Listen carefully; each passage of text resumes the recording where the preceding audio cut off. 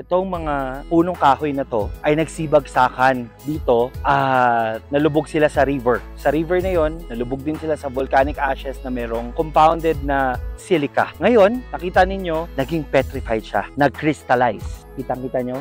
Literal na puno, naging bato.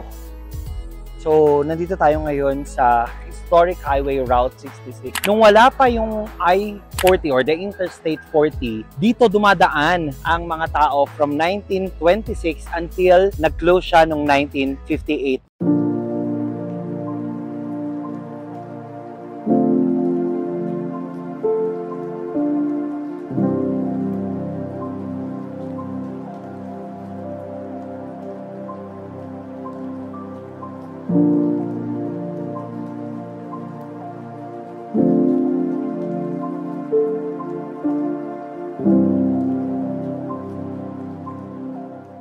Ready to the wildest dream adventure of your life? Sa series na to, pag-uusapan natin at pupuntahan natin ang ilan sa pinakamagagandang national parks dito sa US. From the towering mountains, the Crystal Lake, rivers, waters, deserts, and forests, lahat yan, sasamahan nyo ako. Handa na ba kayo? Tara! Welcome to the Kalikasan Adventures!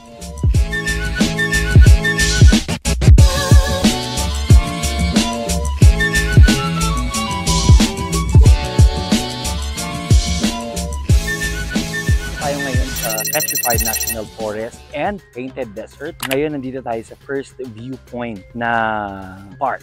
As you can see, iba't ibang landscapes yung makikita mo, no? Para kang nasa ibang planeta. It's like you're in Mars. Look at that. It's beautiful. Welcome to the second viewing point dito sa Petrified National Forest. Nandito tayo ngayon sa the Painted Desert Rim Trail. And it's called Tawa Trail. Pwede nyo ibaba dito yung mga aso nyo as long as na nakalish sila. At ito, ang Tawa Point Trail.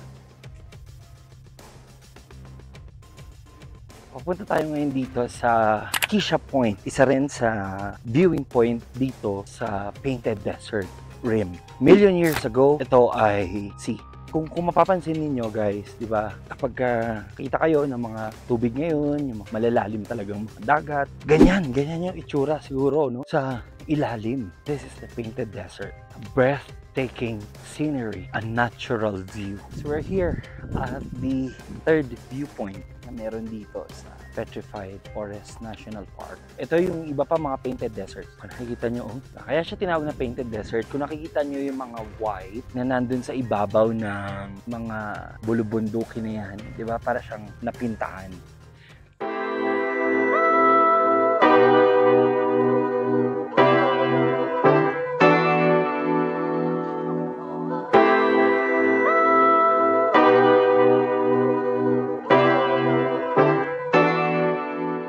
So, nandito tayo ngayon sa Historic Highway Route 66. Nung wala pa yung I-40 or the Interstate 40, dito dumadaan ang mga tao from 1926 until nag-close siya noong 1958. Nakikita nyo naman yung old poles ng electricity and telephone lines. Iyan siya. Ayan pa rin yung original. Hindi nila tinanggal. At ang Petrified National Park at Painted Desert lamang ang national park na merong historic or dadaanan mo ang historic highway, which is the Route 66.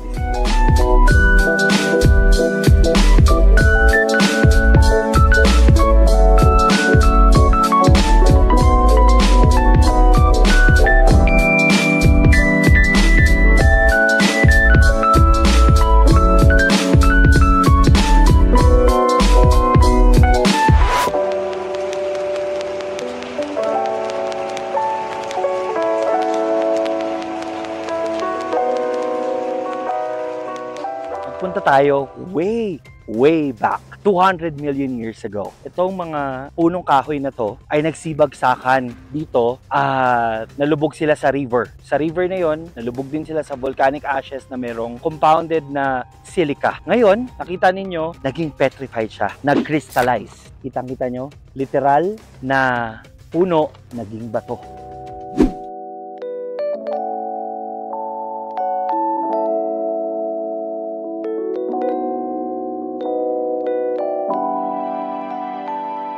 let's discuss how to get here. Paano ba pumunta dito? Marami kayong options. Number one, pwede kayong mag-fly at bumaba sa Flagstaff Fulham Airport and then drive via I-40 for 1.5 hours. Or, pwede din sa Albuquerque International Airport and 3 hours nga lang ang drive papunta dito.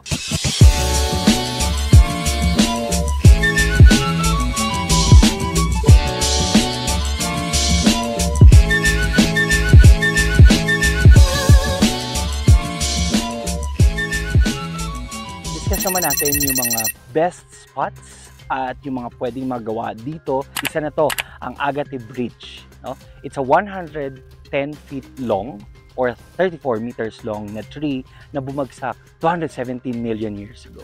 Ang nangyari sa kanya, katulad ng in-explain natin kanina sa petrified wood, nalubog siya sa river and then natabunan ng volcanic ashes at nag-react sa silica and it crystallized by quartz, no?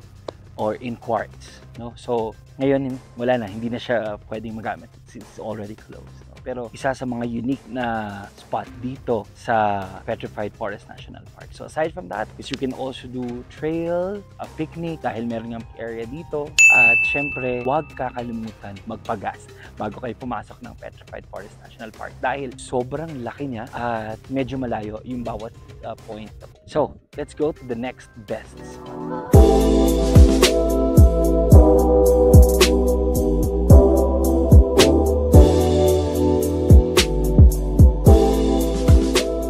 Isa sa pinakamaganda dito sa Petrified Forest National Park ay ang Blue Mesa Scenic. Nakikita ninyo ngayon, iba't ibang klase parang nakapinta ng mga bulubundukin. So, just a quick fact. Noong February 2005, meron dito sa part na to na malaking log. Isa pang malaking log na nakatungtong dyan sa bato-bato na yan. Napansin natin na noong 2003, buo siya. And then noong February 2005, nakita ng isang park patroller na bumagsak yung kalahati. So the world is changing. Yun ang isa sa pinapakita sa atin ng nature. So don't hesitate to accept changes in life. Katulad nga ng nangyari dito.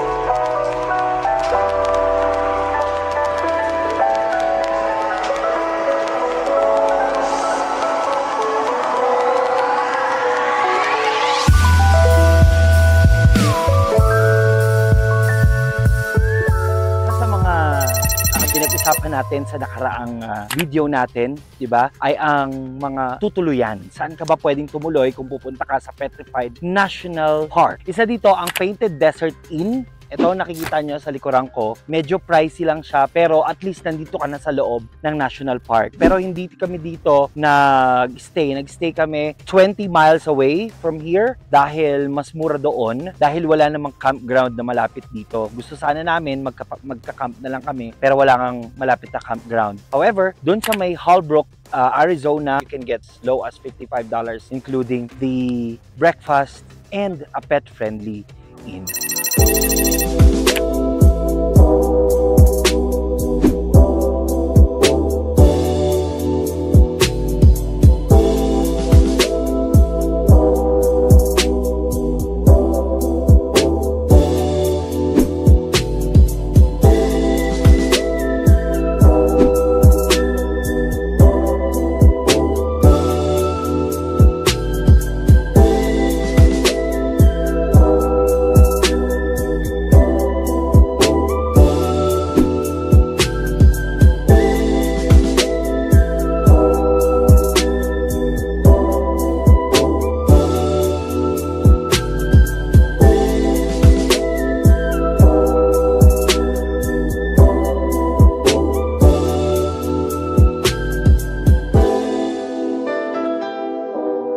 Palabas na tayo ng Petrified National Park. Pero bago tayo lumabas, narinig nyo naman kung paano pumunta dito, ano yung mga magandang puntahan, at syempre saan magandang mag-stay. And lastly, ito na ang Japoy TV's recommendation. No? Hindi pa rin mawawala. America the Beautiful Pass, sabi ko nga sa nakaraang video ko, it's only $80 pero kaya mo nang puntahan ng iba't ibang national parks and national forest dito sa US. So kung multiple parks na kayo or multiple national parks, it is best to get this annual pass, no? Syempre, hindi mawawala ang ating Kuya Arnel's Pork Chicharones, no? Lasang Pinoy dahil gawang Pinoy. Wag niyong kakalimutan. You can order it at www.ararrfoods.com. No? Guys, please don't forget to like, share, and subscribe. At marami pa tayong pupuntahan ng mga national parks sa mga susunod pang videos. Sana panoorin ninyo at hanggang sa muli.